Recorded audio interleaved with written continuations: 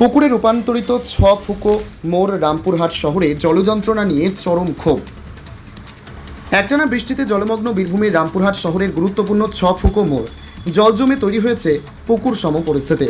একদিকে হাঁটু সমান জল, অন্যদিকে দীর্ঘদিনের নিকাশি সমস্যার সমাধানহীনতা।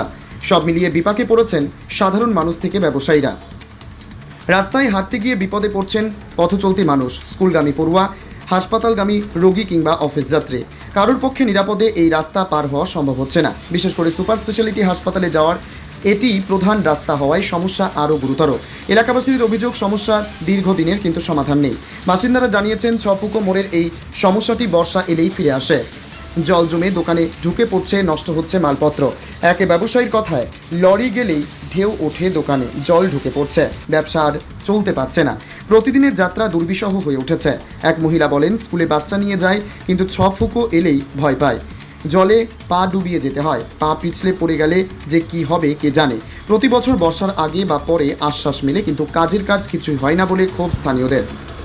বীরভূমের রামপুরহাট থেকে সায়ন ভান্ডারীর রিপোর্ট, তারাপীঠ টিভি।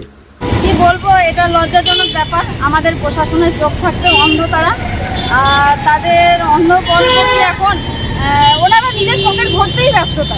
তো প্রশাসনকে এখন রাস্তায় দাঁড় করিয়ে দেখাতে হবে, ওনারা 4 চাকায় যখন যাচ্ছে তাদের চোখ নেই।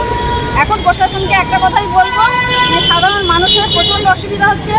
ছোট বাচ্চারা স্কুলে যাচ্ছে, যাদের এই মেন রাস্তার মধ্যে ডেলিভারি যাচ্ছে, কোনো পেশেন্ট যাচ্ছে, তাদের জন্য খুব অসুবিধা হচ্ছে। আমি প্রশাসনকে একটা নিবেদন করবো, আপনারা এসে এই জিনিস, এই যে 6 ফুকো মোড় এতটা যেভাবে জলে ডুবে যাচ্ছে সবসময়, সেটা আপনারা যথেষ্ট তাড়াতাড়ি করে জলের ব্যবস্থা করে, জলটাকে পাস করা, রাস্তাকে উঁচু করার একটু ব্যবস্থা করতে বলবো।